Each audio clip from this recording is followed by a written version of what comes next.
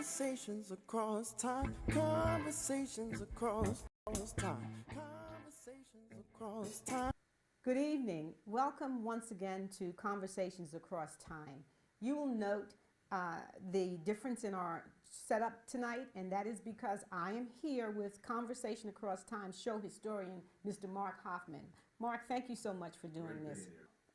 What this show is about is the Kent State Massacre and the Vietnam War, and Special Prosecutor Robert Mueller and the Trump presidency. So what we're doing is giving you a little history about the massacre that happened at Kent State University May 4th, 1970, and we're talking about how that is applicable to what is going on today. So, Mark, I guess let's just jump right in. We know, of course, that 45, that's the best name I can call him, is 45. I know you have some other names. I have a problem, and I want to apologize to our audience. I know that it's the dignity of the office. I cannot refer to Mr. Trump as President Trump, so I apologize. I'll refer to him as a lot of different things. 45, yeah. The Trumpster, Ducky. I just can't bring myself to call him my president, and I apologize because I know it's not within proper etiquette not to refer to our chief executive as the president, but I just can't bring myself to do it at this time. So I apologize to you and the audience. No, it's okay, because one of the things that's interesting is in our comparison tonight, we're talking about Kent State and the massacre at Kent State, and that occurred, of course, when Richard Nixon was president. Now, as much as however history has treated Richard Nixon, we don't have a problem with calling him President Nixon. So the fact that we can't call 45, put president as a describer in front of his name, it makes us all stumble, gives us some information, doesn't it? It tells us a lot about the climate. Also, when Nixon was elected, I mean, we had our suspicions, people called him Tricky Dicky, but we didn't know he was a liar and a crook. Yes. We knew this before about Trump. Yes. So it makes it harder. I didn't, you read the tapes now, you go into the history of Watergate, you know what Nixon was, but that's after the things happened. We knew what Trump was before anything has happened. And still he was. And we're doing a show right now. It could get worse, Yeah. and it could get worse. So I just don't respect the man. I just can't call him my president, and I apologize. I know people get upset about that. No, it's okay. Now, what I want us to do is let's talk a little bit for purposes of bringing the audience, reminding the audience, because I'm sure most of our viewers already know this. But the massacre at Kent State and the timing of it, in April 30th, 1970, President Nixon announced the expansion of the Vietnam War into Cambodia. Now, before that time, as early as 1969, U.S. had been bombing Cambodia, but they were secretly doing it. In April of 1970 is when Nixon makes this announcement. Richard Nixon had been elected president just over 18 months earlier, partly because of his promise to end the war. The year before, Nixon had initiated the bombing of North Vietnamese camps in Cambodia. The action was kept largely secret from the public and most of Congress. But the bombing had limited success in stopping the Vietnamese infiltration. Now the U.S. was preparing to send ground forces into Cambodia, technically a neutral country. Nixon approved the operation in late April 1970. In cooperation with the armed forces of South Vietnam, attacks are being launched this week to clean out major enemy sanctuaries on the Cambodian-Vietnam border. People were so furious about the invasion of Cambodia. There was a lot of rage. It just seemed to almost represent our worst nightmare. Protesters painted anti-war slogans on storefront walls in downtown Kent. A campus protest rally was called for noon the next day. And May 1st, all hell breaks loose. All across this country, on every college campus that you could, except maybe for a few, and I won't name those, there was civil unrest tied to the encroachment into Cambodia of the Vietnam War. We could talk a little bit about what was going on at that time. The fact that the government, the U.S. government, held these students in disdain. And Nixon wanted to stop the protest. He wanted to stop the anti-war protest. And do you remember him not wanting to identify? He felt that the protest, the anti-war movement, had driven Johnson out. Right, and he also referred to the protesters as bums. Yes. Yes. I mean, he had no respect for them all. And the other thing is, it's very interesting because the Nixonians, the people that were against the protesters at that time, they referred to them as hard hats. Yes. It's the same divide that is occurring in the country now. The Trump supporters would be the same people. Okay. And I'm not going to say what Hillary said because I don't believe that, but they're the same people who thought that opposing the war was anti-American, that you weren't supporting your president if you didn't support the war. They had disdain for the protesters. And they called them pinkos. Right, right. And instead of snowflakes, they called them pinkos. But it's the same divide. It's the same. I mean, it's probably the fathers and grandfathers of the people who voted for Trump that were the hard hats and were protester and pro-Vietnam War, and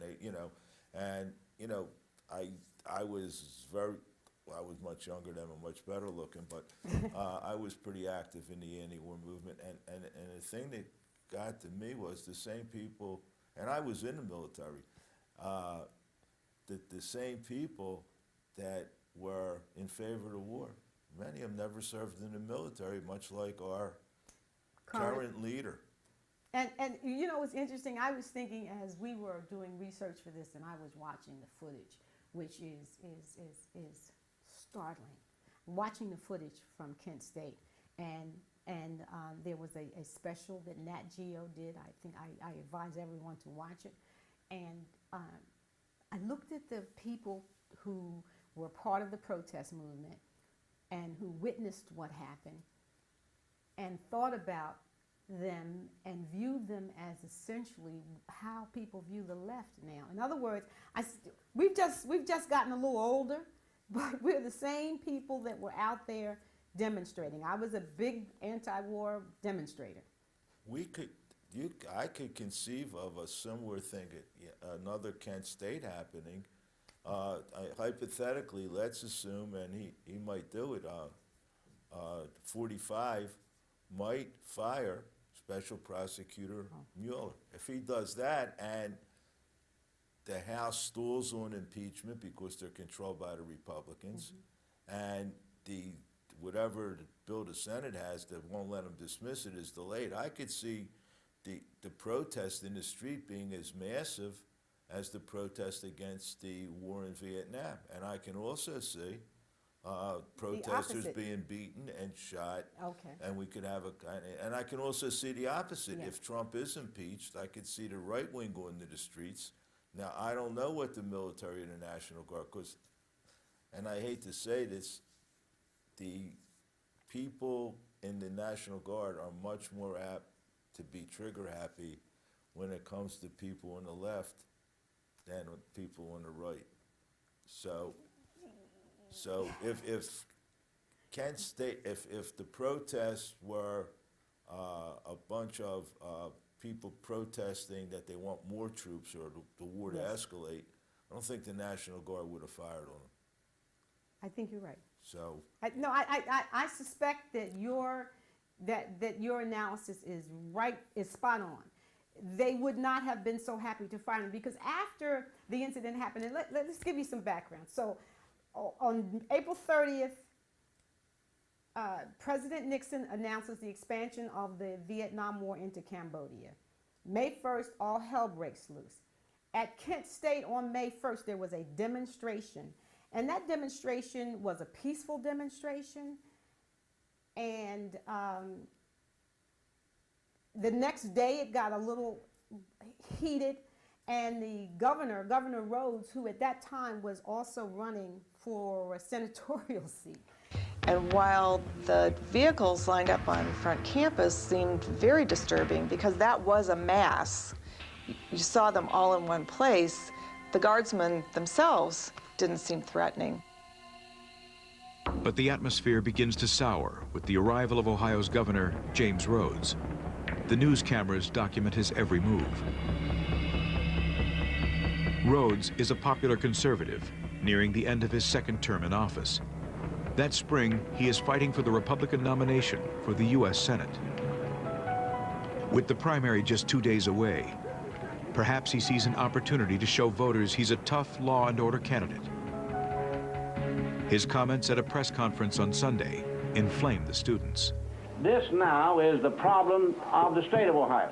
I think that we're up against the strongest, well-trained, militant, revolutionary group that has ever assembled in America. We're going to employ every... So he's running as a law and order candidate, and there are these kids protesting the war, and he shows up because he wants to convince his constituency that he has matters in control. So we have the governor ordering the National Guard onto a college campus. Think about that. When it happened, I was a student, and I thought it was horrible, but now as I sit here as a grandparent, it's just unbelievable to me that a university president would ask for help from the governor and accept a military presence on the campus.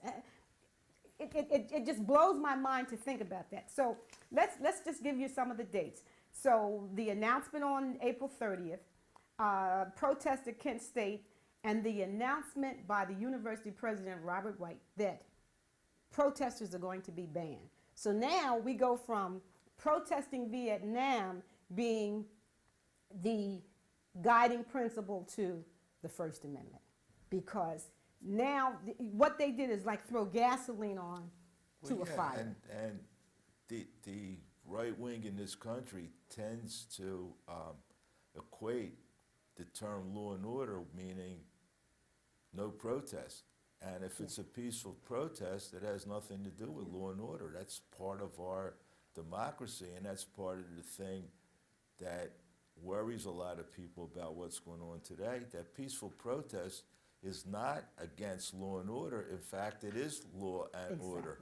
It's a clear example of that. What was the Boston Tea Party?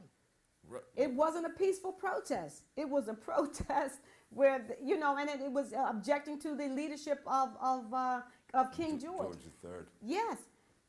And I'm sure it's just that it's whatever side your bread's buttered on. It's how you look at things. Yeah. But again, I mean, the protesters now are viewed the same way. And that was Kent State and many campuses who, they wanted to end the war, which, many people felt was, if not illegal, at least unjustified. Yes. And that's part of this country. And what we're afraid of is that peaceful protests won't be tolerated. The same thing. I mean, that's in a sense trying not to tolerate peaceful protests. And I think, you will expand on this. But that kind of galvanized Kent State. Unfortunately, young college students got killed, but that kind of galvanized the showing exactly where the forces of pro-Vietnam were, and kind of galvanized the anti-war movement. I know you want to expand on that, but you're right. That was a very, very big deal in terms of the anti-war movement. It had the exact opposite effect that Nixon was looking for. On May 2nd, now May 1st, the president of the university, Robert White, says, we're not going to allow protesting. And they had leaflets that were handed out, 12,000 leaflets were handed out on campus that you can no longer protest, which of course, as we said, was like throwing gasoline onto a match, a lit match, because now all of a sudden, it's not just the war we're protesting, we are now protesting our right to protest. First Amendment right. First Amendment. on May 2nd, the National Guard appears on the campus armed with M1 rifles. And the M1 rifles that they were using were the Garand, which was a weapon that in World War II, General Patton, George Patton, had described as the greatest battle implement ever It's devised. the rifle I had when I was in the service. Oh, really? I had an M1, yes. Okay, okay. So And then they you- went to the M16, so they started to switch it, but I had an M1. You had an M1. Yep. Now imagine your child or grandchild at school, and you look up and there's equipment, war equipment, now present on campus, and the M1 rifles were also armed with bayonets. Now, you got to tell me, what were they intending to use with bayonets? What was the purpose of having bayonets and that kind of weaponry against children?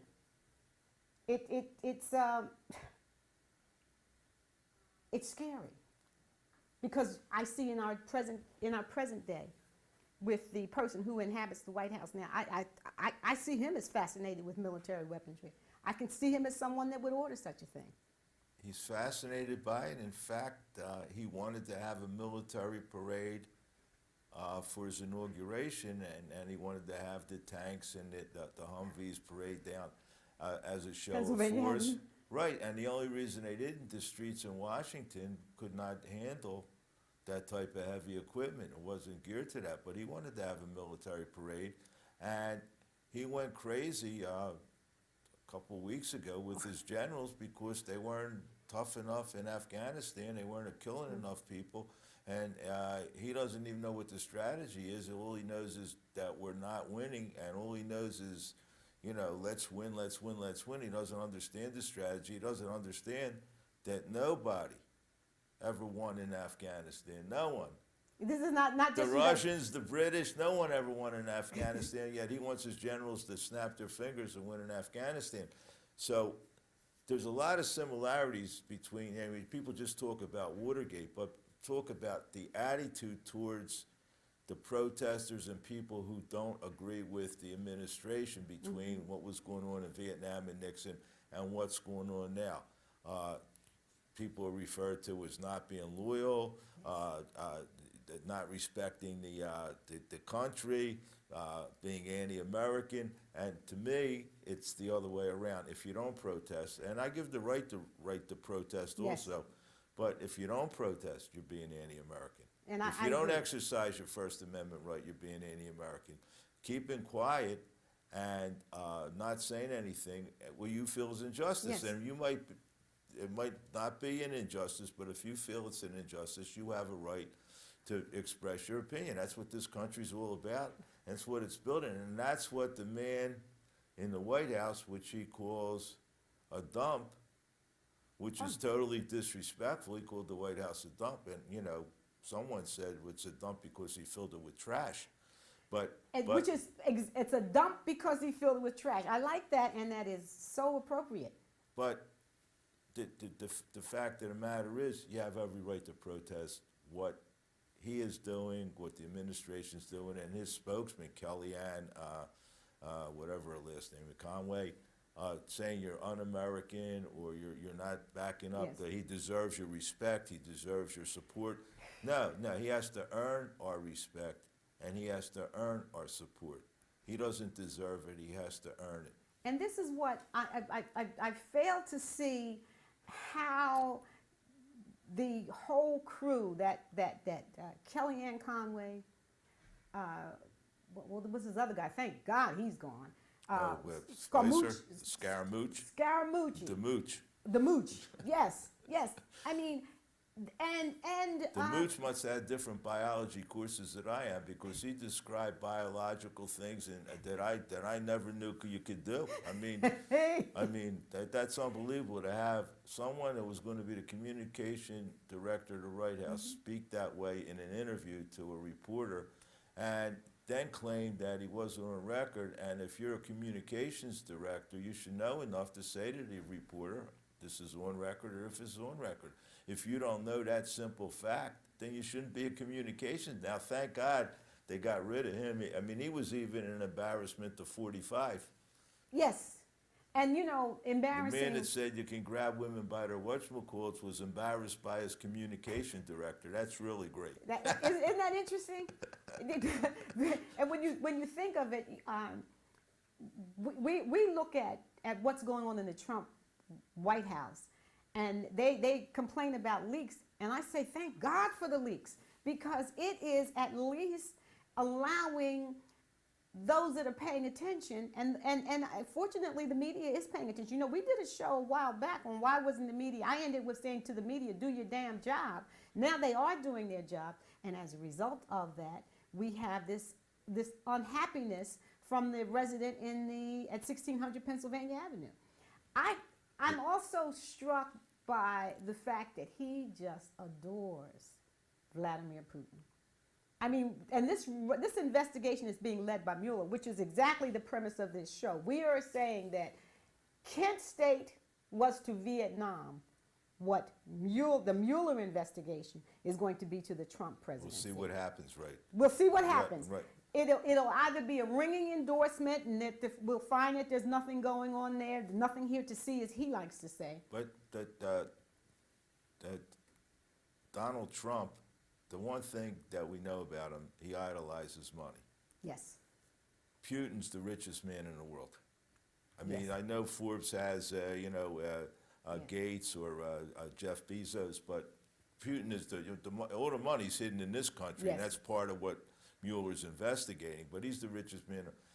Trump aspires to be that, and he sees Putin, 17 years as president of Russia, as being president, accumulating the wealth through the presidency, through the dictatorship. Yes. And that's what he aspires this country to be.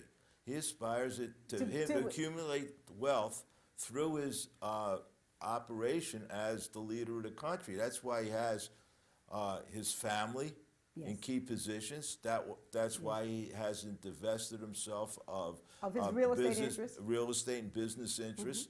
And he aspires to be Putin. And then maybe if he goes on a diet, lifts some weights, he'll be able to take his shirt off like Putin. And in keeping with that, let's talk a little bit about the fact that when the president travels on the weekend or for vacation to a Trump-owned property, the United States taxpayer is underwriting a huge bill because Secret Service and all of the backup personnel and equipment that has to travel with the president literally has to rent space. The man is so greedy, or whoever's running his companies, they raised the rent in Trump Tower for the Secret Service. The Secret Service has said they're getting out of there. They raised the rent for the Secret Service's offices in Trump Tower to guard, when he's there, and guard Melania and Barron. They raised the rent. Now, you Yeah, would the think thing they of would that- reduce the rent. Right, exactly. But no, exactly. they raised the rent. Now, And the Secret Service said, we're getting out. We're not going to agree to this new lease you want to put on us. And that's how greedy they are. And it's a typical type of thing that oligarchs do. And that's what I really believe. I think he aspires to be another Putin. He idolizes Putin. Yes. We saw it at the G20 conference. He went over to Putin almost like he was going to kneel down and kiss his ring. yes. And I always think that what would happen, I mean, I remember when President Obama, see, I refer to him as President Yes. Obama. When President Obama kind of bowed, he was, I think, in Saudi Arabia, Yes. and he kind of bowed to Oh, that's right. And the right went nuts out there. Yes. He disgraced the United States by bowing to this, and this guy's kissing every body part of Putin, and it's okay. He just wants to improve relations with Russia. I mean, they turned down, Tillerson and Trump's order turned down $8 million of congressional appropriation to fight Russian propaganda. You know, the RT Yes, and yes. the bots and all that. Yes. And Tillerson's excuse was, we don't want to make Russia angry. As they say on Twitter, WTF. I can't believe it. Yes, yes, and that's exactly that. Well, let us look at Kent State. We talk about the fact that it had to do with the expansion of the war into Cambodia. On May 3rd, now remember April 30th, the announcement, May 1st, first protest, May 2nd, the governor asked for assistance, and the military National Guard armed with M1 rifles comes to the campus. On May 3rd, the National Guard and the students were actually friendly. They were playing touch football and getting along during the day. That night, there was a fire at the ROTC headquarters, which, for those of us that know, ROTC, which was Reserved Officer Training Corps, is that correct? Am I getting that right? No, and they wanted to get them off campus. They wanted to get them off They didn't think they should be on campus recruiting people to go get killed in Vietnam. That's exactly what it was. And so that's part of the protest. And add to it that what we also have happening is that the protesters realized at that point you had to be 21 years old to vote. So that the protesters are saying, old enough to die, but not old enough right, to vote. At 18 you can be drafted into the military, but at 21 you got to wait till you're 21 to vote. This footage was shot around noon on Monday, as about 100 National Guardsmen broke up the scheduled rally in a part of campus known as the Commons.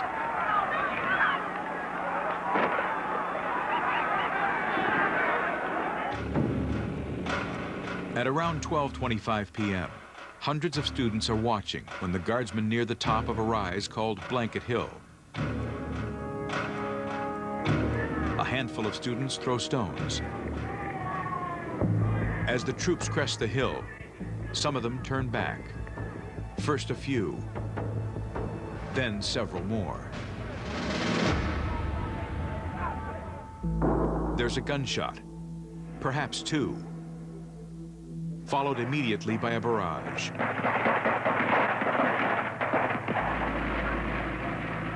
There were people trying to hide behind a curb.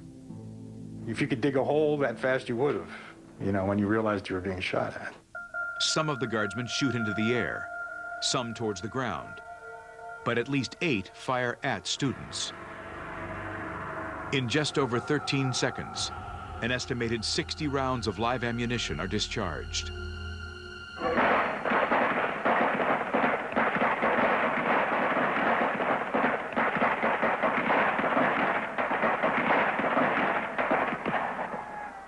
I could hear the bullets hitting the ground around me, and I'm thinking, why are they shooting at me? Oh my God, this is crazy. And it seemed like it went on forever, and then all of a sudden I got hit. I could feel that my leg was numb, and I sat up to try to look down at my wound, and then I heard someone yelling, "Stay down, stay down." I was struck with a bullet that hit me in the abdomen, and seems like it blew me through the air, and I landed on the ground. It's like getting hit in the chest with a sledgehammer. I mean, just suddenly this thing just slammed into my chest. And then I dropped right near that metal sculpture. And that's pretty much the last I remember.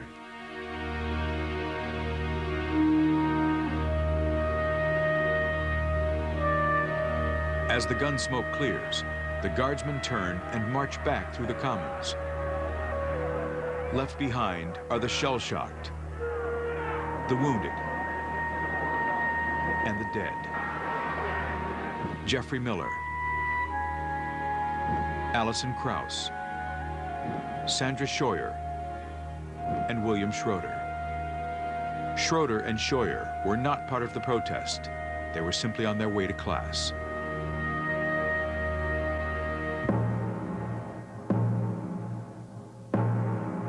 We want you to join us next week because we want to talk about what happened on May 4th. That's the day that the Kent State Massacre happened. So Conversations across time. Conversations across time. Conversations across across time.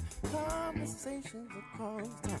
Conversations across time. Conversations across time. Conversations across time. Conversations across time. Conversations across time. Conversations across time.